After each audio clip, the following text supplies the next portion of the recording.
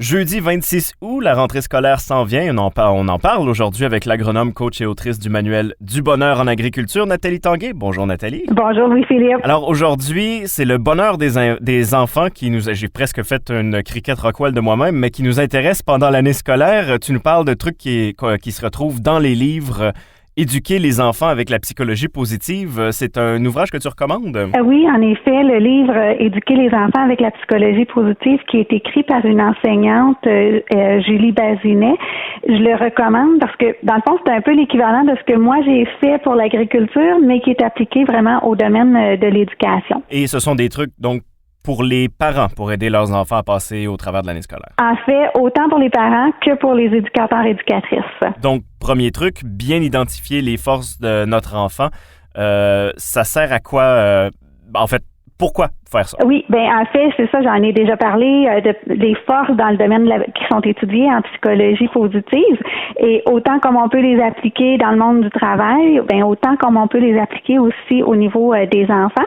Puis c'est vraiment, moi j'ai choisi ce sujet-là en me disant l'année scolaire, ça amène beaucoup d'anxiété, autant chez les parents que chez les enfants. Puis qu'est-ce que moi j'aurais aimé me faire dire quand moi j'avais des jeunes enfants et pour m'aider. Puis une chose que j'ai découvert plus tard, c'est à quel point c'est important de miser sur les forces de nos enfants, pas juste sur leurs difficultés ou leurs faiblesses. Donc souvent, on a un enfant qui peut avoir de la difficulté à l'école, puis on va mettre beaucoup d'énergie à l'aider, à améliorer sa matière ou ses matières qui sont plus difficiles, puis on oublie de mettre de l'emphase aussi sur ce sur quoi il est bon.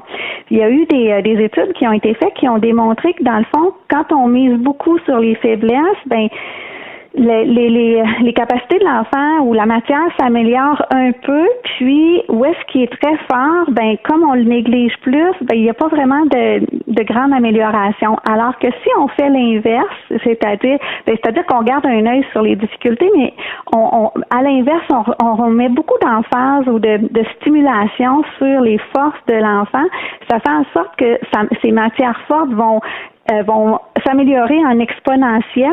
Puis comme il gagne la confiance en soi, ça a un impact sur ses matières plus faibles. Ça va l'aider aussi quand même un peu à s'améliorer dans ses autres matières. Donc, ça lui donne de la confiance en soi. Tu parles quand même à un enfant de 2 enseignants, alors miser et travailler sur les matières un peu plus faibles, c'est quelque chose que je connais très bien. Comment faire le contraire? Comment est-ce qu'on fait pour miser sur une matière que l'enfant, c'est une force pour lui, sachant que c'est quelque chose qu'il maîtrise déjà? On va s'assurer, si par exemple c'est un enfant qui est très curieux, qu'il utilise cette curiosité-là, de s'assurer qu'il en mette du temps et de l'énergie sur cette matière-là, plutôt que presque le démotiver et le décourager parce qu'on passe tellement de temps sur les autres matières qui sont plus difficiles. Donc, vraiment, de l'encourager à explorer, à approfondir ces matières qui sont plus fortes, ces domaines qui sont plus forts. Donc, d'aller plus loin que ce qui est demandé à l'école, par exemple, et de vraiment approfondir un sujet, là. Oui, absolument, définitivement. Pour qu'il devienne vraiment bon là-dedans puis qu'il vive du succès, donc ça a un impact sur son estime de soi, sa confiance en soi. Deuxième truc, on appelle ça introduire des moments de pleine conscience. Qu'est-ce que ça veut dire, ça, exactement? Oui, en fait, c'est que justement, tantôt, je parlais d'anxiété. Comme nos enfants, on le sait, vivent de plus en plus d'anxiété. Les parents sont anxieux aussi. Alors, de ralentir, de prendre le temps pour souffler un peu, ça peut vraiment nous aider. Donc, un petit truc qui est vraiment simple, ça peut être juste avant le souper ou juste avant les devoirs, de s'arrêter pour prendre 3 grandes respirations, les yeux fermés, on inspire, on expire. Puis, donc, ça calme le cerveau. On peut le faire même juste avant que l'enfant aille prendre l'autobus. Donc, ça calme la tempête qui est dans notre tête pour vraiment revenir plus dans l'instant présent. Ça peut être des respirations, comme ça peut être de fermer les yeux puis de penser à un bon moment de la journée ou un bon moment qu'on a vécu dans le passé, repenser à un voyage ou quand on s'amuse avec nos amis pour vraiment se ramener, se reconnecter, s'ancrer dans l'instant présent. Ça me semble être quelque chose qui serait presque plus pertinent d'intégrer à l'école en soi, parce que c'est à ce moment-là où souvent on est en masse de stress, on a un examen qui s'en vient, quoi que ce soit, une classe qu'on aime plus ou moins. Donc, j'ai l'impression que il faudrait presque introduire ça une fois rendu à l'école, en fait. Oui, absolument. Puis la bonne nouvelle, c'est qu'il y en a des écoles qui le font.